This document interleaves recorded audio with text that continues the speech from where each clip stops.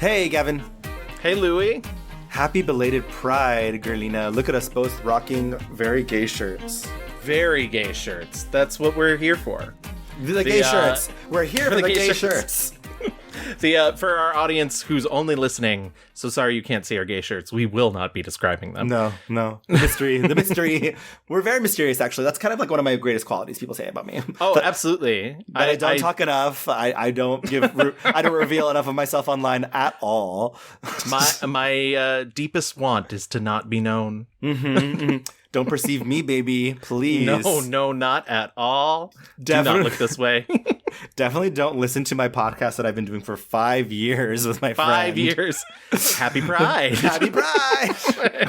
Hey, everyone. Welcome to the Mixed Reviews. We are a film podcast where we take a film subject such as an actor, director, or mini genre. We take 2 weeks. We watch as much as we can, read everything we can find, and we spit it all back at you. And we tell you what we like and what we don't like. There's no kink shaming here, so there will be a lot of spitting, okay, honey? Oh, yeah. Open those mouths. No kinks at Pride, but they're all here.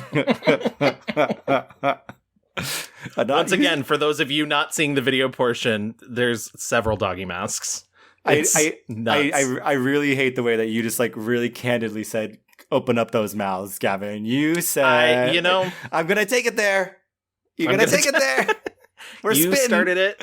You know what? Rules of improv, right? Yes, and. Apparently my and is very open. We're yes-anding the house down, boots, etc., etc.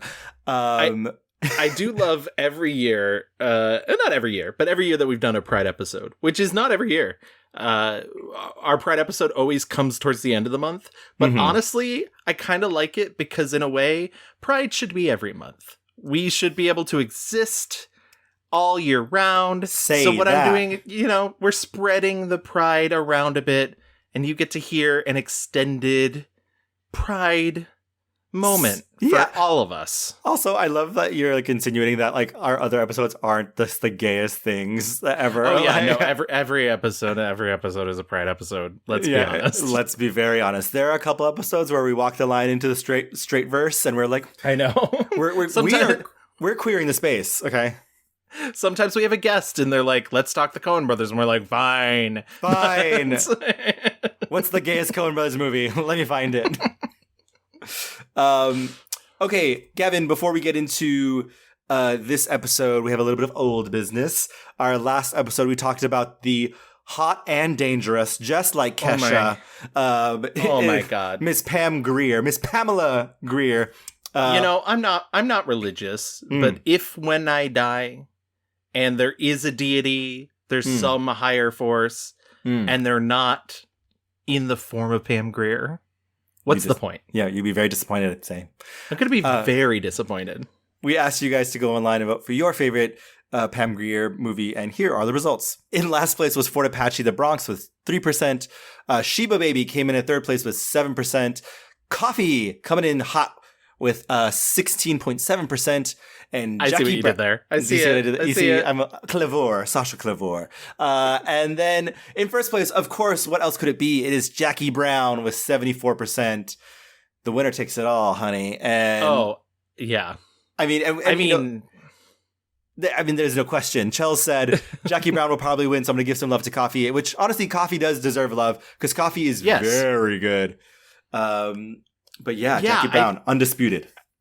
I think there's so many good in that. I mean, if you look at all of our social videos, I try and put out as many social videos as I can in the lead up to our next episode. And almost all of them have been about her early career. And I think there's so much good stuff in her early career that's so evocative of the time, evocative of the place that we were politically. Yeah. And I would honestly like, yeah, it's all great. It's all great. I had so much fun watching those. Some of those movies were shitty. I will say it out loud, but silly, but good and like fun and like so unserious. Or maybe that's not even the word to say because a lot of them do tackle really heavy subjects like drug trafficking and racism and like corruption. But they're taking the piss. They are playing superhero, like, within the community, like, who's going to save us? fucking Sheba, baby. All right, like yeah, exactly. Yeah, what a lovely, lovely subject she was. I'm so glad that we did that entire month long May Madness, and I'm so glad that she came out on top. And once again, I will admit she was literally a last minute addition by me, because I had 7 picks from discussions I'd had with you, and then I was like, I need an 8th. She persevered. She made it. Okay. Yeah. And yet she persists. Yes. And we will see those my political girlies. We will see those other divas perhaps in future episodes. Thank you, Miss Pam Grier. You're hot as always. Moving on. Oh, and you can check out Cinnamon now on Tubi, by the way. Her new movie, Cinnamon, just came out on Friday. So the entire Pam Grier collection is on Tubi. It's true. So moving on from Pam Grier, thank you, girly, to today's episode, we have a BiCON. Yes. There's no bi erasure on this little show. No. The reviews are mixed. The sexuality. Yeah, they're mixed also. They're mixed. We're talking today about Miss Anna Paquin. Very exciting. She is somebody, it is wild to think about the fact that she's slightly older, but not by much. The same age, essentially. Yeah. That she's like, when I was watching her in movies, I was like experiencing her growing up in the same, well, not the same way, but like in the same time period, in the same temporal space. Yes. I mean, it's wild. The way that, so when I was a child, I would go and collect butterflies in the neighborhood because I was a young homosexual. And the way that I modeled... So they knew. The way I modeled my collecting of these insects after Little Miss Anna Paquin and her birds and fly away home, bitch. Aww. I wanted to fucking migrate south too, okay? I wanted... I absolutely was just an animal. These poor butterflies were like, please leave us alone. Now, normally you ask this question, but I'll pose it to you then. I'm assuming that's the answer, but what was your first exposure to Miss Anna Paquin? Yeah, it was definitely Fly Away Home. And I rewatched that. I rewatched it today, and I was like, my God, this movie works on so many levels because it is like the perfect children's movie. It is about a precocious youngster who feels like an outsider. There's animals. There's like science and like, technology. Like, she's fucking flying. Like, and it never talks down to its audience. And let me tell you, some of the things, there's a comparison. I'm going to put a little pin in Fly Away Home in comparison to a movie that she was recently in that made me so mad. So, like, I think I agree. Like, that was my first exposure to her because, once again, same age. So I feel like that was the perfect movie for like teachers to put on, like during like a not work day or whatever. Because I remember being like, oh my God, I'm obsessed with animals, and like this chick literally is like, who did not want a flock of geese following them around? Hello, right? Like, who did not want to build airplanes with their fathers, like, and fly like south? I mean, like, it is somehow both an animal movie and a sports movie and a science movie. Like, it had everything. It truly did. And so, like, yeah, and I think like the next time I saw her probably was like, obviously a little older, when X-Men came out, and X-Men. Absolutely. That's the trajectory. Like same thing, except for me, it was my babysitter. I remember my babysitter having the VHS of Fly Away Home, but X-Men, it's a secret. I'm a nerd. Oh, wow. And who told you that? This may come as a shock and a surprise to everyone in our audience, but X-Men was like the movie I had been waiting for. Like, this was what I'd wanted as a kid. Every episode of the X-Men cartoon, loved it. I saw X-Men at least 4 times in the theater. Absolutely, at least. Same. I rewatched it on Saturday with a friend, and I was like, oh my God, I know all these lines? Like, what the fuck? Like, and it was interesting to revisit and watch specifically for her because obviously her Rogue is very different than the Rogue we probably grew up with in the comic books and the TV show. So yeah, and also doing this episode, keeping an eye out keeping an ear out for her accent work because it really runs the gamut. She plays a lot of Southern belles. I don't know if she does it well or not. We're going to be controversial about that. I'm excited to get into, because she has such a weird career. You know, she is an Oscar winner. She has been doing drama stuff, superhero stuff, and then a lot of like random, like, what the fuck is this stuff? I don't know if Hollywood fully knows what to do with her. I think I think that's true. I think that she's still young. She's 40 years old, so she still has a lot left to do. But like, she's a little bit of a weirdo, and I kind of like it. So Gavin, why don't we get into that rewind? Anna Helene Paquin. I'm pretty sure that's how you say that middle name. It's H, E with an accent, L, E with that backward accent, N, E. Mm-hmm. Yeah. Hello. It's hello. Hello. Anna Helene Paquin was born on the 24th of July, 1982. That makes her 40 years old currently, though coming up on a birthday soon. Yes. She will be 41 soon. She was born in Winnipeg, Manitoba in Canada, and her mother, Mary, is a New Zealand native who is originally from Wellington, and her father, who is originally from Canada, Brian Paquin, he was a physical education teacher, and her mother was an English teacher. Paquin is the youngest of three children, with her brother Andrew, who's a filmmaker, and his name will come up later, and her sister Katya, not the drag queen, though. Can you imagine? I can, actually. They have very striking bone structure. So her family decides to uproot from Manitoba and move back to Wellington when she's 4 years old. I believe that means she has dual citizenship, since her parents are from New Zealand and Canada. That sounds right. While in New Zealand, you know, having her childhood, being like a normal kid, and her parents hear about an audition for the piano, and I've heard sort of differing reports that she'd like heard about it at school, and there was a bunch of girls who went. I've also heard that her sister Katya was auditioning, and Anna just went with her and like decided as a whim. Damn, Katya, I'm so sorry, sweetie, girly. What is this even? I don't care. What, I got it. Well, like, it's hard. But director Jane Campion had put a newspaper advertisement out saying that she was looking for a child to play this lead role in the piano. Paquin's sister, as I mentioned, was the first one to read the ad. And Paquin was like, Anna Paquin herself was like, well, I can do that. And so basically, as soon as Jane Campion meets Anna Paquin, she's like, I found her, you know. And what are Anna Paquin's acting credentials at all of like the age of 9? She was a skunk in a school play.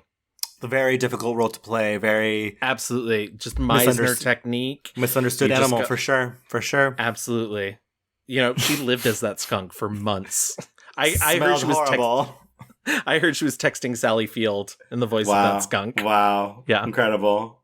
She goes in for this audition. She reads the monologue, her big monologue about Flora's father from the piano, and Jane Campion's like, it's her. I found her. And where did they get married? In an enormous forest with real fairies as bridesmaids, each holding a little lost hand. No, I tell a lie. It was in a small country church near the mountains. Which mountains are those, dear? The Pyrenees. Oh, I've never been there. Mother used to sing the songs in German, and her voice would echo across the valleys. This is out of 5,000 girls. Yeah.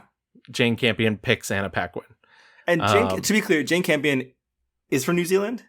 Yes. Okay. And I know that we got very quickly into her acting career, but she was acting by the age of 9. Like, literally, there's not a lot that happens to a youth unless there's tragedy prior to that, but that's literally like, it's like, boom, she's born, boom, she's on the screen. Boom, she has an Oscar. Hello. Yeah. The Piano is the story of Holly Hunter.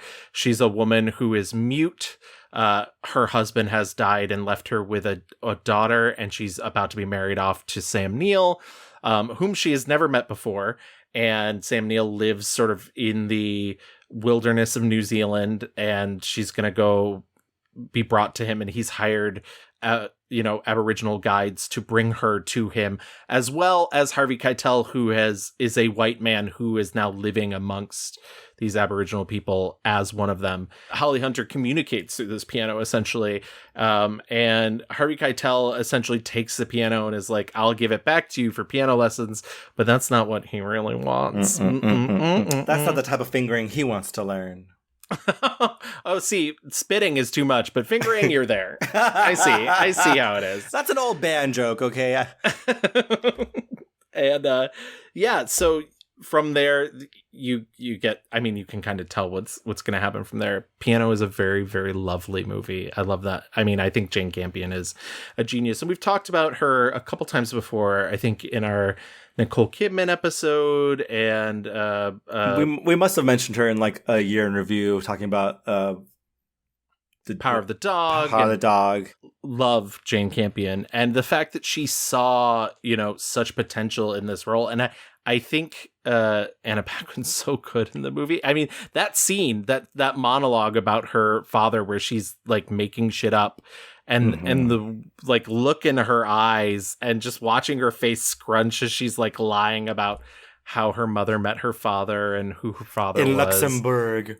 Yeah, it's my so favorite good. My favorite line delivery she gives is when like Sam Neill's like, "Where's your mother going?" And she's like, "To hell!" It's just so funny. She's so mad. She's such a little punky, spunky piece of shit kid, but she's so good. She absolutely is. And it's funny because I feel like it's not really the role she's ever really cast in again. I feel like she's always sort of cast kind of sweeter than this character. Well, I feel like, I think we should talk about this, because I do think that she is a little bit typecast often as the mysterious girl who smolders. Yeah. She does smolder very well, and then eventually she'll have an outburst. We see that happen in Margaret. We see that happen in X-Men. She's just like the quiet, shy girl who she does a lot with her eyes and face. Yeah, I mean, like in The Irishman, where she famously has no fucking lines at all. She has 7 lines. She's 7 words, I think. Actually, like. She's just like, using a lot of like face. And in this movie, there's moments where, the men are talking to Holly Hunter and her, and she's just like kind of like looking up at her mom, like, it's like, what the fuck? She is a very good physical actress. And I think that is very clear from this debut performance. It is very physical role. I mean, she's 9 fucking years old, but she emotes very well. Yeah. She's just so good. And obviously we're not the only people who think that, because that year at the Academy Awards, the 1993 Academy Awards to be exact, she wins Best Supporting Actress at the age of 11. I'd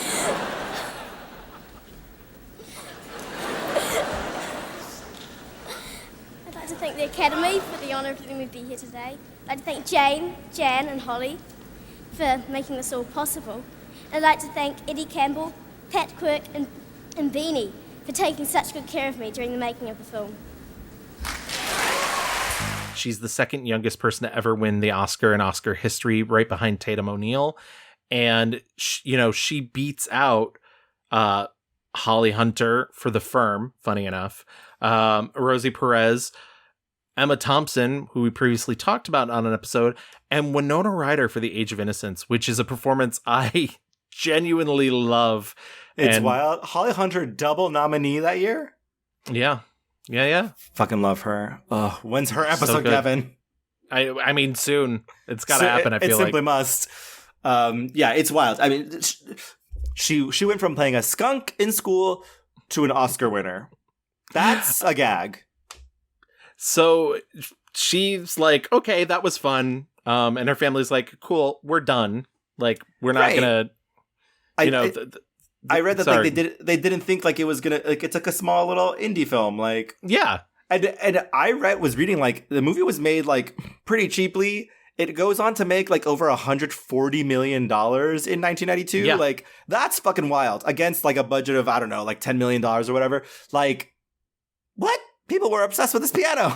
Yeah, the family's like, we're not doing this anymore. And she gets some jobs doing some commercials. She does a couple commercials, funny enough, in Canada, in Manitoba. But it's really not anything that she sees, becoming her future. She goes back to school. She starts getting secondary education. Her parents actually end up divorcing at the age of 12. And then I don't know what the spark of it is, but she decides I'll take it up again. I'll do this thing.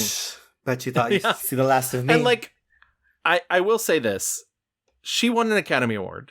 I feel like it's hard to win an Academy Award, especially at such a young age, and then be like, no, not for me. Yeah, my life is normal, actually. Yeah. Also, the other thing that I did want to touch on before we really move into her other movies, I've noticed, and this is just an observation, I may be wrong, I feel like she doesn't really like talking to the press. Or if when she does, it's a little like, why am I doing this? Yeah.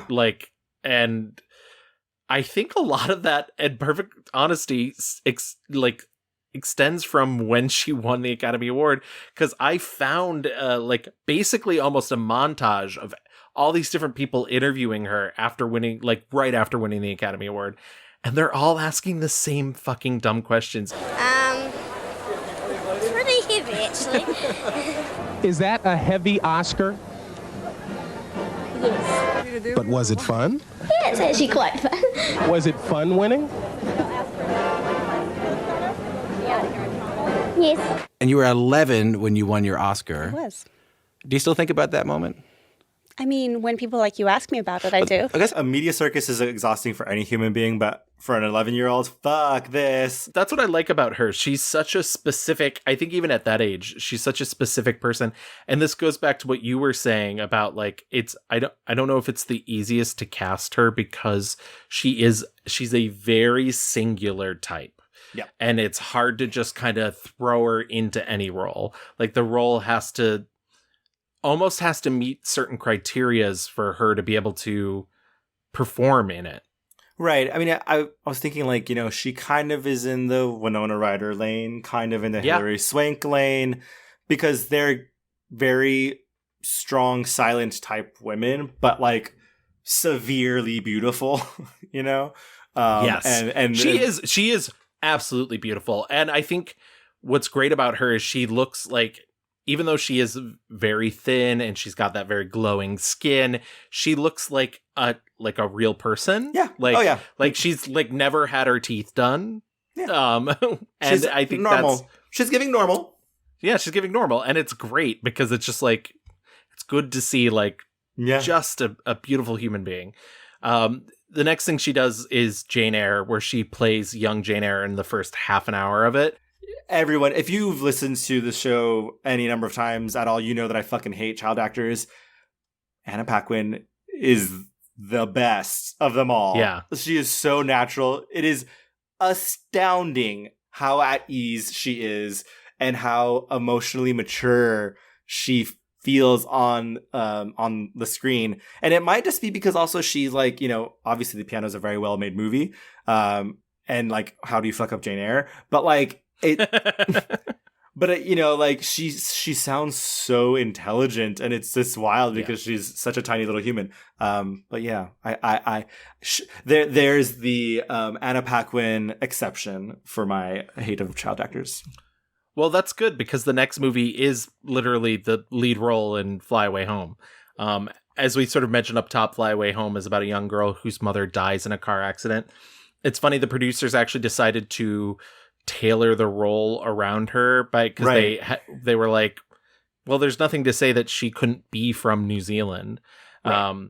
but her mother dies in a car accident that she's also in, and Jeff Daniels plays her estranged father, and he takes her in, and he's leading back to this Canada. Yeah, exactly. Her life story. It's literally her life story.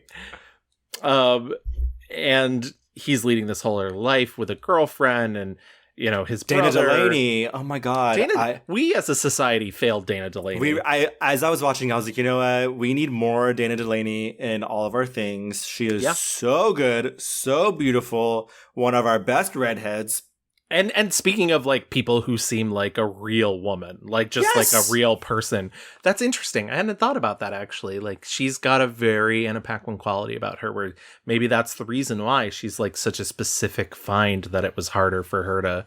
Right, Hollywood doesn't know what to do with them. Yeah, exactly. Which you will see later in Anna Paquin's career. But essentially, Anna Paquin finds these baby geese and takes them in. And the local government's like, well, if you're going to keep them, we got to clip their wings. And she's like, no, I want my geese to lead a full life to actually. And so her father comes up with this scheme to teach them to fly south for the winter. Yeah. And because he's like a crazy inventor sculptor guy. What's funny is I forgot that this is LOL based on a true story. Yes. But it's not about a little girl. It's about the guy is the real part. Like, this man did exist. There was no little girl. There was no daughter. He wanted to teach geese how to migrate with his like homemade fucking planes and shit. But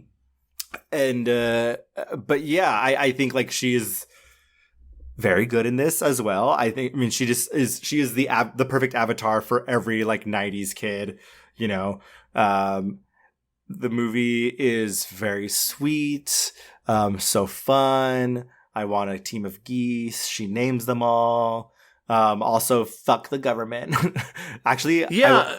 I was thinking like, oh man, if my sister watched this movie now, she'd be like, you really should not be stealing fucking like eggs from nature and like raising geese as your own. I mean, maybe maybe she's like slightly irresponsible, but she's also like 12. So we're gonna detach from reality and let the girl teach these fucking geese how to fly. And it's so funny because like technology wise, some of this movie really holds up and some of it does not. I think there's certainly some rear projection shots of Miss Paquin flying the plane that look so bad. But then there's some gorgeous shots of like these small single engine airplanes flying through like Manhattan that I was just like, oh, this looks so cool. Like, yeah, gorgeous. It's such a 90s movie also. There's like sweeping balladry, right. Oh yeah. I will say, because you were earlier like it's a perfect kids movie, and I was like, and one of the things that I like about it is it doesn't talk down to its audience. That opening sequence is actually really traumatic because it is a car crash from first person perspective. Yeah. So that you are the camera, you get to experience, and yeah, Anna Paquin clearly survives, but it's like, it's kind of a really dark way to begin a kids movie where it's like, and here's what being in a car accident is like, and here's what it's like to be rolled into an ambulance. Right. And there's a moment when she first realizes that her dad is like making these planes and flying, and he crashes, and they don't even she doesn't say it. Like, she's really scared and she doesn't want to like fuck around with him and his planes. And I was like, oh, they're not even going to have a moment being like, well, my mom just died in a fucking car crash. Why the fuck are you flying planes? Right. And for him, it's like, LOL, like I crash all the time. You didn't think I could fly, did you? What'd you think? I wouldn't go and brag about it. Oh, well, it's actually a pretty good landing for me. And Dana Delaney is the one who has to say like, hey, you know that you fail all the time. She does not know that. Like, so you got to really fucking pump the brakes, buddy. On the real life front, she has said, because once again, we're talking about a real human being, a real person who's living her real life. She's going to high school in between all of this. When you're 12 and you do a family movie about geese, and then you're like 14 by the time the movie comes out and people just make fun of you at school because you're making weird noises at geese, it takes a little bit of the fondness away from it, because then you're just an awkward teenager. There's a lot of movie where she's like, honk, honk, honk, gah, gah, gah. Yeah. Like, Like, it's just that. And, like, you're like, oh, that's kind of cute, I guess. But I could see that for young Miss Paquin not being the coolest girl on the schoolyard. Yeah. It's sort of not, and I think, having to be out of school at long periods of time because you're making a movie is also kind of alienating. And so I'm sure her high school career was so fun. I also forgot to say this movie has that extra thing that the 90s were all about, which was environmentalism. Yes. And like, she has to land the plane in time before the mean tractors take over the place or whatever. And because the 90s, we learned about recycling and we loved being green. Not anymore. And it's amazing because everybody individually recycling has really saved the planet. We did it. And the large corporations not recycling has had no ill effect at all. We solved it. We solved it, guys. All we have to do is... It's all about individual responsibility, not about large corporations. Fuck them. Fuck them all. Think about what you want from the fridge before you open the door. Oh my God. That is... Remember that? I'm having trauma-induced flashbacks. You're right. They would tell us that. They told us that. We would save the earth if you just thought about what you wanted and didn't leave the fridge door open. Yeah. Fuck off. Fuck off. This is a very huge sidebar, and maybe I'll cut it, maybe I won't. Growing up, I lived near a paper factory. There's a paper factory at the edge of my town, and they literally brought those bastards into my school in 6th grade to tell us that the stuff that we saw them pumping into the air every day was actually cleaner than the air itself. No, gaslighter denier. Oh God. And they were like that smell, that like fresh brewed coffee smell. No. Well, at least we were waking up every Saturday morning and watching Captain Planet. That's all that mattered. Yeah, exactly. Thank you, Fox Kids. We did it. From there, she's in sort of a series of things. I do want to say her next stop, 1997, she does this small little film for a first-time filmmaker named Steven Spielberg, and it's called Amistad. And yeah, crazy that nobody ever heard of this movie or this filmmaker ever again. No. Amistad, Amistad is Spielberg's big historical slavery epic. It's about a slave revolt on a ship called Amistad or La Amistad. And yeah, I don't want to spend too much time on it, because I don't think it's actually that very good of a movie. I think there's some stuff in it that it's like nice that it exists for, but it's mostly not great. But B, she plays a very small role in it. She plays Queen Isabella II of Spain. And I like the juxtaposition that they're playing in the film with her, that she she writes a letter to the United States being like, they have to send these slaves back because the slavery is so important and whatnot. But these are all, she didn't write the letter. Like, that's a letter that was given to her because she's literally a child. And child queen. Yeah, and so they having her sign these decrees, and so there's a great visual moment that's maybe a little heavy-handed at the end of the movie, where things have turned out the way that they do. I don't want to spoil Amistad for you, but it's actually fucking history, so maybe learn about it. But fucking read a book, maybe. I don't know. Yeah, I don't know. But she's like, all this stuff is happening, and she's jumping up and down on her bed. Because she's a kid. She's not you shouldn't have child monarchs. That's none of this is important to her at all. I like that. That's the takeaway. We should not have child monarchs. Think about that. There's a lot of takeaways for Amistad. No, just that one. Just that one. Just that one. You heard it here first, folks. She does an adaptation of the play Hurly Burly in 1998. I think the next thing I sort of want to stop in is, X-Men is 2000, but right before X-Men, I feel like is her kind of trying to find herself in her acting career. And so she does the coming of I'll call it a coming of age film, A Walk on the Moon. And she also does a very minor role in She's All That. And I can barely remember her in She's All That. She's Freddie Prinze Jr.'s sister. Oh, that's right. Lainey Boggs, get your cute butt down here. Lainey Boggs, get your cute butt down here. Swing, swing, swing the spinning step. You wear those shoes and I will wear that dress. Oh, kiss me beneath the melody twilight. Did you happen to watch A Walk on the Moon? I did not. I was just looking at it now, and I'm like, have I seen this movie? It looks very familiar. You need to watch A Walk on the Moon. Okay. This is a very Louis movie. This is absolutely, I think you'd really like it. So A Walk on the Moon is, her mother's played by Diane Lane, and her father's played by Liev Schreiber, and they like essentially go upstate to a Jewish summer camp every year. Like, if you've ever watched Marvelous Miss Maisel season 2, very that. There, okay. But they're like lower class, so the father needs to work during the week, so he keeps going back to New York City to repair TVs during the week. And while that's happening, Diane Lane falls in love with Viggo Mortensen, who sells clothes at the camp. Who wouldn't? Okay. Exactly. And at the same time, Anna Paquin is like, she's getting her first period. She's discovering boys. So it's a coming of age movie for both of them. I think this movie is so sweet and so cute. And honestly, like, I cannot think of hotter leads than like Diane Lane, Liev Schreiber, Viggo Mortensen.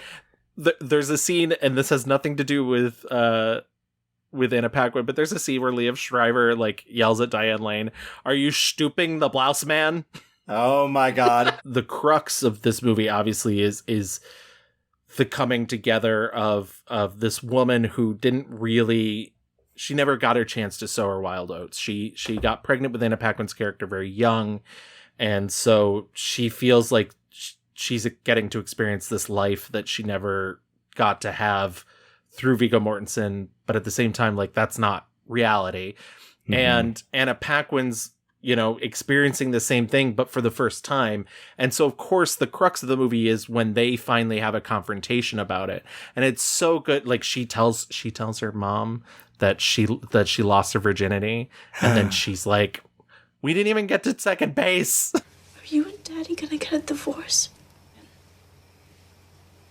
I don't know. You love the blouse man more than all of us? No. Sometimes it's easier to be different with a different person. Can't you just try and be different but still stay with us? Baby. Allison. When you went all the way with Ross, did you use any protection? We didn't. We didn't go all the way. We've only gone to first base. I think you would really dig this movie. I think you'd be very into it. But since you didn't see it, we'll skip ahead to 2000's X-Men. I mean, obviously, I think this is where a vast majority of people know her from. Yeah. She plays the character of Rogue, a mutant superhero from the X-Men comic books, whose power is that she can absorb other people's life essence as well as powers through skin-to-skin contact. So her gift is also very much a curse because she can never get close to anybody. And the movie adapts the early story of her, finding first love and kissing kissing a boy and him falling into a coma and her guilt of that. Right. But at the same time, because this is the era in which comic book films are a little scared of being comic book films, they really ground it in this sort of reality, and they kind of rewrite the Rogue character to be the Kitty Pryde character in the comic books. So she kind of becomes Wolverine's sidekick. Like, he meets her, she goes on the lam. Well, she runs away and decides to just call herself Rogue, and she meets Wolverine at a Canadian bar, and they end up falling in with the X-Men, and you get to see the X-Men through both her eyes and Wolverine's eyes. But really, once he's involved, it kind of becomes his movie. Right. It's wild. So number one, fuck Bryan Singer. Period. Yeah. I mean, we barely need to say anything about that. Bryan Singer. Boo. Boo. But number two, like, there certainly had been superhero movies before X-Men, but X-Men and Spider-Man of this era like really kicked off the modern, like renaissance of superhero movies. It goes Blade, Spider-Man, X-Men. Yeah. And X-Men, it's funny watching this. I was like, oh my God, they really had to work so hard to like have montages of like, this is a school. We do these things. Yeah. And I was like, watching superhero movies now, it's like, bitch, you're either in or you're out. We're not going to tell you shit. But also, like, they're having to joke about, like, yellow spandex. And, oh, your name is Cyclops. What's yours? Wheels? Like, they're really having to, like, punch themselves, to be like, this isn't ridiculous. It's totally fine and normal. Also, we talked about this with our Halle Berry episode. Tragique Storm representation here. Even though she looks Gorgina, they don't know what to do with her. Honestly, I think if they couldn't find a way to relate your character to Wolverine, they don't know what to do with you here. And so I feel like Anna Paquin's Rogue, outside of Wolverine for the most part, even though she probably gets way more screen time than Halle Berry does, and certainly more lines than Halle Berry does, I still feel like they don't really know what to do with her because they have to tie her story so much into Wolverine. You think I should go back? I think you should follow your instincts.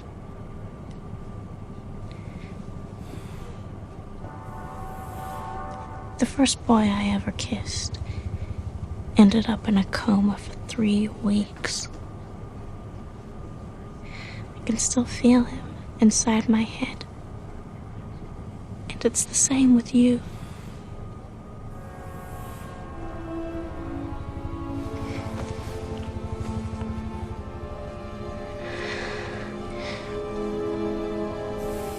There's not many people that'll understand what you're going through. But I think this guy Xavier's one of them. He seems to genuinely want to help you, and that's a rare thing. For people like us. Right. I mean, it's like Cyclops is the foil, Jean Grey is the love interest. Like everyone has like their role. Like Professor X is the mentor, and she's like the damsel. Yeah. Whereas Storm is who is Storm? Now we get Anna Paquin, and her little Southern Belle accent for the first time here. Now I don't think it's super successful in that, like, obviously our brains are tainted and biased from the cartoon where it's like super heavy, more saucy, more hey, like sugar. Yeah. She is a womanly from the South. Yeah. This is a light, kind of generic blanket Southern accent.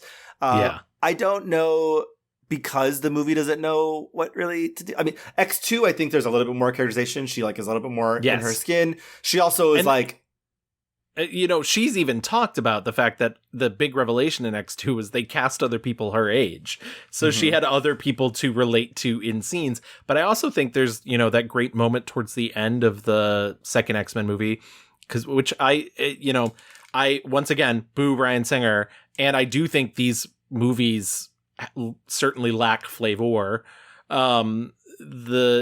That scene towards the end of the second movie, which is the X-Men movie that I love, where she flies the X-Jet, when the Blackbird, which they never call it that in the movie. And they're like, you can let go of the steering wheel, is so good. It's so funny.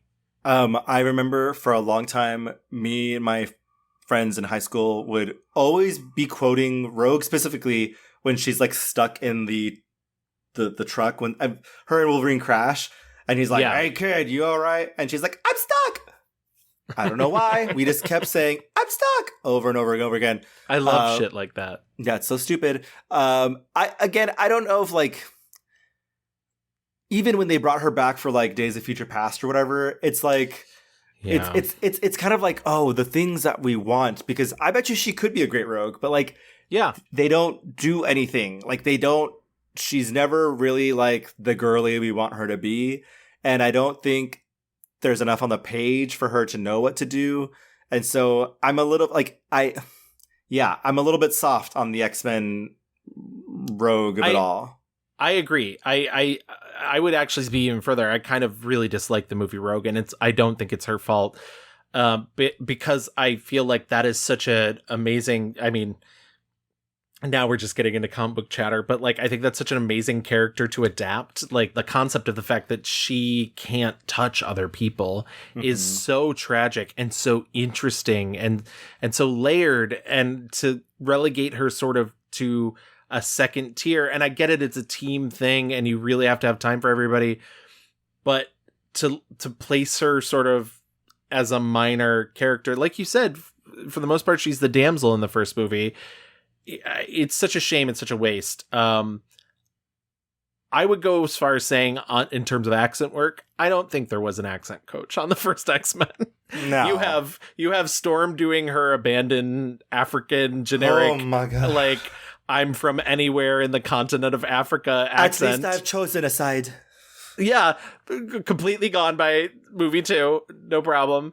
And then you have Rogue's like very silly, like it's light. You're right. Light is maybe the best way to describe it. Light. But I do like that we're talking about I think it's actually maybe a good idea to just get all the X-Men movies out of the way in one lump. I do think she's given more to do and is more interesting in X-Men 2. She suddenly is given so much less to do in X-Men The Last Stand, which is the place that she should be given the most, because the idea of the cure is, there's that scene where she argues with Rogue about like, with Storm. With Storm about the idea that like, I can't fucking touch people and you can make clouds. Like, yeah. So honey, I'm taking the cure. Yeah, we're not the same. But then the idea that she does take it is so offensive to me. Yeah. And so, like, that's not where her character... And I guess they apparently shot both. They shot both her taking it and her not, like, that scene at the end. And the one they put in the movie is the one where she's like, yeah, I took it. And then the last time she shows up, X-Men Days of the Future Past, where she's cut out of the movie, except for the very, very end of it. And then there's the Rogue cut where she's brought back in the movie and she's very the Irishman 7 lines. It just all feels like a waste. I do want to say real quick, this is basically the only franchise that she's ever really been a part of. I mean, look, okay, so I did that fun X-Men thing where we got to fly around and be cool.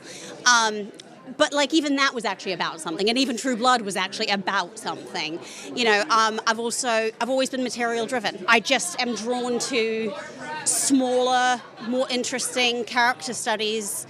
Also because psychologically I just find it interesting figuring out how people tick, and also that was the entire beginning of my career, was working on lots of extraordinary films, usually independent ones with Holly Hunter and Sean Penn and all these sort of huge greats of our business. And really that's how I cut my teeth. And then once you get a taste for that, why would you want to do something that has no meaning?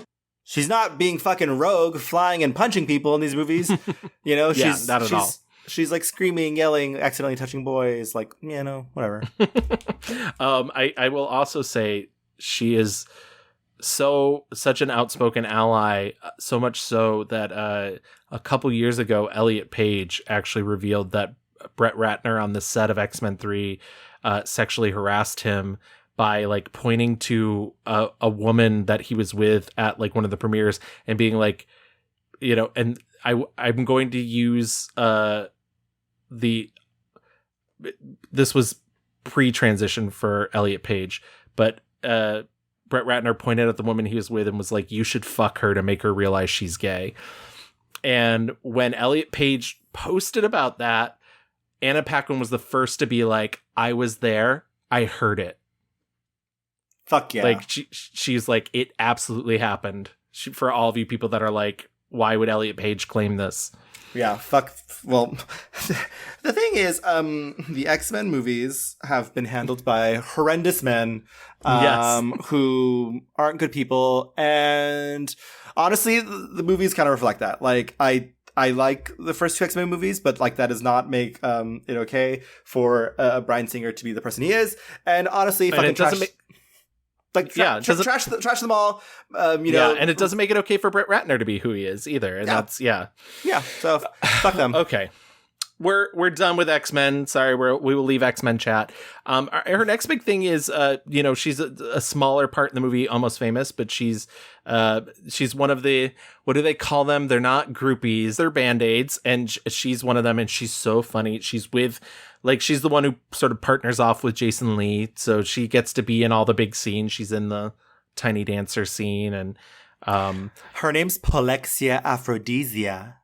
It's all happening. It's all happening. It's all happening. Penny. It's all happening. Okay. It's all happening. This is our journalist friend. Journalist friend, meet Polexia Aphrodisia, Estrella Star. You are William Miller. In 2002, she does the 25th Hour with Spike Lee.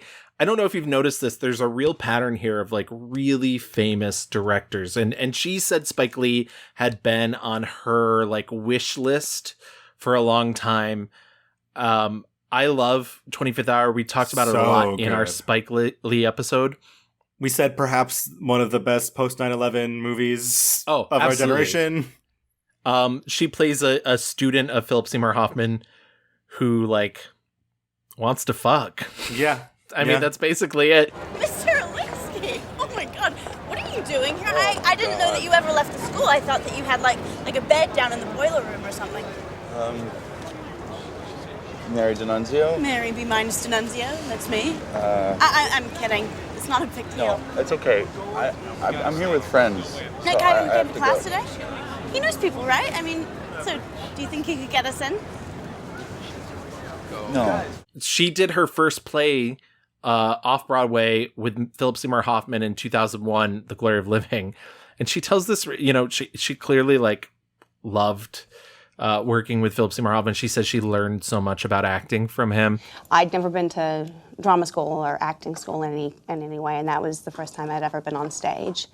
And I mean, it is a completely different beast, which he was very kind of, heavy about in the beginning. Was like, and I was like, just tell me what to do and I'll, you say jump, I'll say how high, And he, in the, best possible way, beat the ever-loving whatever out of me. What was it like for you to work alongside him as opposed to being directed by him? Well, he just thought it was funny because I would keep turning to him to ask him what he thought about things. He was like, I am not your director. I am in the movie with you. Stop. It's like, no, it's fine, but I'm not the person you need to be checking in with. It was just like instinct to just kind of look over, sort of like an expectant child, to be like, was that okay? Wow. Well, Philip Seymour Hoffman, one of our greats, and so I don't blame her. Hello. Yeah, and I just think that story is so sweet and so I don't know, just indicative of her relationship with other people, that especially when she like finds somebody who feels like a kindred spirit. I'm sure she feels very like outsider, insider in the Hollywood community. Insider, obviously, because she's been in it forever, has an Oscar, so why wouldn't she be an insider? But outsider because she's not talking about Meisner. She's not talking about all these like fancy places where people study for years to hone the craft. Right. And for those of you who like, schooling was important to her parents, I don't want to erase that from her story. My family life was very not swayed by the kind of acting industry thing of it all. That wasn't, it was something I was allowed to do if I was still doing well in school, and it wasn't like in any way negatively impacting my life. And, that was important in my family. And, the career was something that I was allowed to do if everything else was sort of, being taken care of. She graduated high school. She went to Columbia, and she decided after a year, you know what? It's not for me. I'm like knee deep in acting. I have an Oscar. And I think that's a perfectly acceptable, The gag is we all don't have to go to college. Save your money, honeys. College is a scam. College is a scam. I feel so bad for little kids. First of all, if there's a little kid listening to the show, we swear way too much. So ask your parents. Ask your parents first. We're always don't go to college. But honestly, listen, chase your dreams, but don't be stupid. Yeah, chase your dreams, but don't be stupid. That's a very good lesson. 2003, she does the sequel to X-Men X2, and then 2005, she does The Squid and the Whale, which is the first big Noah Baumbach movie. It wasn't his first film, but it's where Noah Baumbach blows up. 2007, she does Blue State, which is actually the first movie she executive produced as well, and she produced it under her own company called Paquin Films. Yeah. And that she formed with her brother, who had a burgeoning career as a director. We mentioned him up top. It is the only film to date that Paquin Films has produced, and I think that's because it's very much a failure. Nobody saw this movie. Yeah. It was made for literally hundreds of thousands of dollars, not even $1 million. This movie is so aggressively, like, in the moments of the Bush era. It is so even when it tries to like balance out a little bit, like the twist or the reveal that she's actually in the military, it still is very, aggressively like, why are we voting for John Kerry? Yeah, it's a lot. So the plot of Blue State is essentially Breckenmeyer is a political journalist who's also a Democrat insider working for the Kerry campaign, and he announces publicly at a party that if George Bush wins re-election, he'll move to Canada. And because the movie's a fantasy, people take him at his word, and so he... And not only take him at his word, but like, he has to do it. It's loosey-goosey, let me tell you. He lives in San Francisco, and like, he's like, I gotta do this thing because I said it. His friend is like, no, you have to. You said it. The news saw it, and now you have to do it. Exactly. And no conservative has ever lied. So, liberals have to stand up to their word. And so he decides to take this road trip, and he takes on Anna Paquin as a passenger, and she claims that she was also working for the Kerry campaign, and she just needs to get out. And you find out midway through the movie that she was in the army, and she's deserting, and that's why she wants to go to Canada to seek asylum. I think what's like difficult about this movie is that like there's actually there is a moment where he stops by his parents' place on the way to Canada, and his parents are crazy conservative people. And I'm like, there's a movie in there. Like there specifically, there is a movie. If they could find a way to treat them like people. And like, once again, I know that's a tough ask because we've all been on Twitter, and we know a lot of crazy conservatives don't want to be treated like people. They want to be as loud and extreme as possible. But it's so much in this film. Yeah. And it's wild because we're saying it's so much, but also like, this is them talking about fucking George Bush. We had no idea, babes. We had no idea. And like, I don't want to downplay. Those were 8 years of awfulness, but like... But wait. My God. Also in 2007, she does Trick or Treat, which was written and directed by Michael Dougherty, who was one of the writers of X-Men 2. So like a friend of hers. Also produced by Bryan Singer. Sorry for all of you Trick or Treat fans out there. I don't love Trick or Treat. Trick or Treat's big in the Halloween community. I love Halloween. I love spooky shit. You do. In 2010, she does The Romantics and Open House. Open House is a real tip spot because it's directed by Andrew Paquin, her brother. I think to date, the only full film that he's directed. It's fine. She's barely in it. I watched it today, and when it's a horror movie. So when you tell you somebody's barely in it, you know what happens to him. Right. So when she died, like within the first 10 minutes, I was like, do I have to keep watching this? Well, also, it's worth noting, like, so at this point, she has just started True Blood. Yes. And Stephen Moyer is also in Open House. And so we're keeping it in the family. We're calling it the favors. Absolutely. And, she had just gotten married to Stephen Moyer in 2009 as well, too. So they meet each other. Let's do a little personal life check-in. They meet each other on the set of True Blood. It's like fireworks. Sparks fly, honey. Yeah, which I think is hilarious because, people have, for better or for worse, they've talked about her accent on True Blood, which began in 2008. I cannot believe there were 80 episodes of that. I've seen every episode. Wow. Once they revealed she was a fairy, I said, I'm so sorry, sweeties. I have to go. There's something over there. You weren't like, me too? No. I'm surprised I did not get like an angry word out of you for that, or like you just got the yeah, it's not good. I don't want to shatter anybody's illusion of me watching every episode by being like, but I am one of those people that like after a certain point where I'm like, well, I've stuck this far. Yeah, you gotta and also that Skarsgård is so good looking, but all the men are so good looking. Oh my god. But I will say this, right? So everybody always talks about Sookie's accent. I don't think Stephen Moyer is a very good actor. I'll just say it, whatever. Like, whoa. I'm so sorry, Anna, if you're listening. I do think he's very hot and you picked a very good husband. And I'm going to say some very nice things about his directing very soon in this episode. Okay. But I just want to say, I don't think he emotes. I don't think I think he's just very still. Suki is mine. Suki is mine. Like, okay. And I think, honestly, for young newlyweds who are covering themselves in blood and fucking in graveyards, like, I think that's fun for them. But, like, they like to have fun. So I don't think she picked, like, a bad husband or any, like, their personal life seems perfectly fine.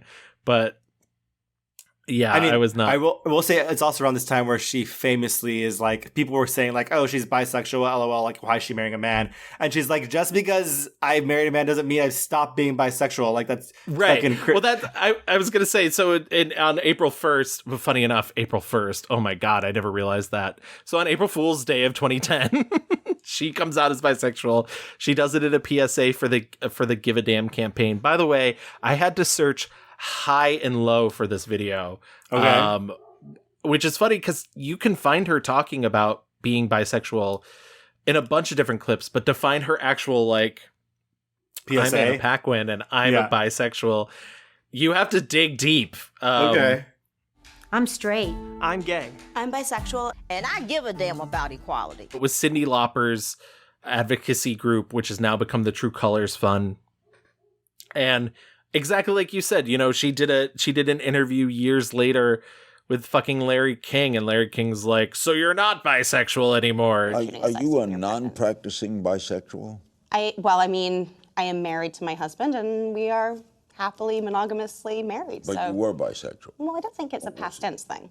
No? No.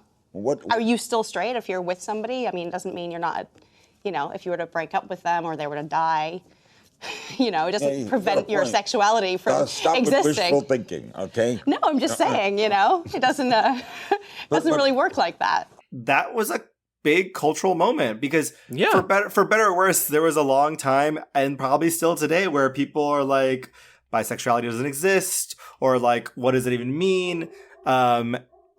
For younger people now, obviously it's like, LOL, you olds are stupid. Right. But for younger people now, they're like, LOL, what's bisexual? We're pan. Yeah. Oh, you like two genders? Gross. Gross. I like all of them. But yeah, I mean, that was a cultural moment for sure. Having a celebrity out front being very vocal about that, and not only being vocal, educating the people, putting it in terms for people, for fucking Larry King to understand. And so the Larry King crowd can be like, oh, that does kind of make sense. Just because, you marry someone, like, doesn't mean like your attraction for other people goes away. Like, that's a crazy thing to think, like, for anybody. Yeah, it's not like, I don't know. It's wild to believe that, like, once you're married to somebody, like, you just never think about anybody else ever again. Like, every other attraction dies, and sexual desire for other people just evaporates because yeah, exactly. You found your one, and that's because Jesus. But no, yeah, I remember that being such a very big moment, but also like, yeah, it is the reaction to it was like Because she still gets questions about it now. I felt like it was being my authentic self. And I also feel like there is, unfortunately, still enough stigma associated with coming out for various people in various places, that as it wasn't something that was that I felt confident and comfortable with, that it had the potential to open doors for conversations that might be harder for people to have without having people in the public eye to be like, well, actually, this person did that, and it's really no big deal. It felt organic, and I mean, everyone in my private life knew. So it just felt weird being assumed to be straight because I was married to a man. She's since said that she's, a proud bisexual mother. So love that. We need more bi moms. More bi moms. Exactly. Also, the other movie that I mentioned in 2010, The Romantics. This is the most... I was shocked that this movie did not play Tribeca, to my knowledge. It's the most Tribeca movie I've seen in a while, where it's like a lot of like TV people in a big ensemble cast. It's Katie Holmes, Josh Duhamel, Adam Brody, Diana Aragon, Malin Ackerman, Elijah Wood. Wow. Very young Jeremy Strong. And essentially, Anna Paquin is marrying Josh Duhamel, and she's invited Katie Holmes to be her maid of honor. And Katie Holmes is Josh Duhamel's ex, and Anna Paquin is like her psycho best friend from college. And I didn't love this movie, but points to Anna Paquin for playing. This is a role I've never seen her play before, because she's literally just like there's a scene where Josh Duhamel comes to her and he's kind of like, like, aren't I allowed to have feelings too? And she's like, yeah, you have feelings because I allow you to have them. You think I want to freak out? You think I want to lose my shit? Why do you get to be the one that drinks too much, that says scandalous things, that has wild mood swings? Has it ever occurred to you that those are freedoms afforded to you by me? Has it ever occurred to you that my emotions are just as intense? I just work harder to control them. Why? You don't have to. I wish that you would lose it more. Who? Who should I lose it to? My mom? My brother? You? Take a look around you, Tom. Somebody's got to keep their cool.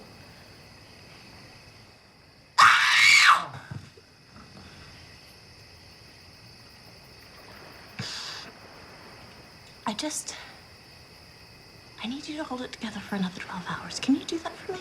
2011, she does the beginning of Scream 4. Iconic. She's in the cold open. It's actually one of my favorite cold opens in the entire series, because it's so meta and so interesting and weird. It's her and Kristen Bell. I won't say any more, but they have fun little exchange about the meta-ness of what's going on. A bunch of articulate teens sit around and deconstruct horror movies until Ghostface kills them one by one. It's been done to death. The whole self-aware, postmodern meta shit. Stick a fork in 1996 already. I like the stab movies. They're scarier. It's not aliens or zombies or little Asian ghost girls. There's something real about a guy with a knife who just snaps. And also, Margaret comes out in 2011. Margaret is a film that she shot for Kenneth Lonergan in 2005, and it finally makes its theatrical debut in 2011. It had a long, storied legal battle. Forth. Yeah, legal battle. Kenneth Lonergan really wanted it his way. Fox really wanted it another way. And by that, we mean not being 3 hours long. Yes. Yeah. Kenneth wanted a 3-hour cut. Studio was like, are you fucking nuts? And legal. Especially because it's not... it's I really like Margaret, so I'm not denigrating it in any way, shape, or form. But it's not 3-hour material. It's really not. I watched it today, and I was like, there's not enough meat on these bones. Did you watch the 3-hour cut or did you watch the 2.5? No, are you fucking insane? I clicked on my Amazon Prime and I saw Margaret extended cut, and I was like, hold the phone. Let's go back. Find Margaret regular cut. And I said, this is what we're going with. 3-hour cut's better. I don't doubt it. I don't doubt it. Like, is it worth 3 hours of my time? Right. I know. Because I know. I understand. I truly understand. I don't dislike Margaret. I think it is a good movie. I think she is very good in it. She's great in it. Yeah. She is doing, some of her best work. Once again, she's like emotes a lot with her face. She's hiding a lot. She has these great outburst moments where she really is like loses control a little bit. But I don't think this movie works on all the levels that it thinks it does. I know that there has been this reappreciation for this movie. LOL, like BBC named it one of the top 100 movies of like our generation or whatever. So Kenneth Lonergan, people might know, he win an Oscar for Manchester by the Sea? Yes, which is a movie I actually don't like, I'll be honest. I just think in this movie there are some themes that like are either too heavy-handed or like not explored enough. Like it's always one or the other. And I think the person who plays her mom, J. Smith Cameron, I guess is her. Yeah, Jane Smith Cameron. She's so good in this. But I just think it's a little bit like, wake me up, holy fuck, what's going on? But I think she's very good in it, and I think it's like I'm not saying it's a bad movie. It's one of like the it's one of those fancy schmancy movies that like thinks highly of itself, is what I'll say. Anna Paquin in this movie, Margaret, she's doing some of the best work she's ever done, Yeah. like, and I think like the material is there for her. I think he gets some of the best performances out of Mark Ruffalo, who he'd previously worked with for You Can Count on Me, which I named as my 5-star review for Mark Ruffalo. Yep. So like, I see where you're coming from. I don't fully agree, but I absolutely do see where you're coming from. 2013, she does a pair of indie films, Straight A's and Free Ride. I saw both of these. Oh, what is this face you're making? I'm just like I watched both these movies. The Straight A's poster, like they clearly had no idea what the fuck this movie was. No. It's like, he loves her, but she's married to the brother. It's like, this movie is not that. This movie's not that at all. No. And also this movie is, I don't know, almost like Christian. I don't know. It's... You know what Straight A's reminded me of? And we've talked about this a lot on this show. Straight A's is one of those movies where people behave badly, but you're supposed to be like, oh, it's okay because there was extenuating circumstances. Right. However, what's funny about Straight A's, I think, is that it takes it to the extreme by making all of them bad, by being like, actually, no one's good. And so you get to the end and you're kind of like, what did I learn from this movie? Yeah. Nothing? And also, this movie also features some pretty bad child actors, but I think also it's poorly written children. Yes. And I think maybe I've hit something there, because maybe it's not about the children being bad actors. It's filmmakers and writers not writing children as humans. Like, they're just plot devices in movies. And that's all they are in this. And I like Straight A's. Ugh. There's a lot of time off between 2015 and 2018. And that's because in 2012, she had fraternal twins. They were born September 12th in 2012. And she also has 2 stepchildren through her marriage with Stephen Moyer. So she's like, I'm a mom. Like, I've got other things to. Yeah. And also she's busy doing a lot of TV things as well, too. She popped into Alias Grace, doing that miniseries. And so I think that she's just like, I can do these things that take up less time so I can spend more time with my kids. Because she like famously said, she's like, I've never seen the rogue cut of X-Men Days of the Future's Past. She's like, I've never seen the other cut either. Truthfully, I've actually seen neither, but... Well, hey, Hey, everyone with newborn twins who sits down and watches films for their own pleasure, raise their hand. Not me. And I appreciate all the people who were very vocal. They fought for you. Who fought for Rogue. And I'm very, very appreciative, even if maybe I didn't, know to express it at the time because I was a little sleep deprived. But in 2018, she does Furlough, The Parting Glass, and Tell It to the Bees. She produces The Parting Glass. That is actually the directorial debut of her husband, Stephen Moyer. It was written by actor Dennis O'Hare, who they were both on True Blood with. Did you see The Parting Glass? I did not. It's not an easy film. It is a film about the suicide of Dennis O'Hare's sister. It is a stacked film. It's oh, I see. Melissa Leo. Yeah, Melissa Leo, Cynthia Nixon, Ed Asner, Rice Ifans, and Anna Paquin. I don't think it's all successful, and it definitely suffers from this could have been a play. But which is not always a negative thing because it could be a great stage play. But I will say, as a first-time director, Stephen Moyer makes some choices in it that I think are so fucking good and so competent and so strong. And so Anna Paquin actually plays the sister who has killed herself. And essentially what it is their family has gathered to like get her personal effects. Like it's the aftermath of this suicide.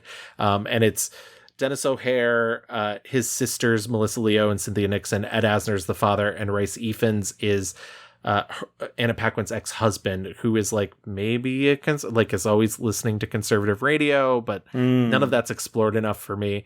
Anna Paquin only appears in memories and flashbacks, and because they're only memories of the characters, she is often in the peripheral of the frame.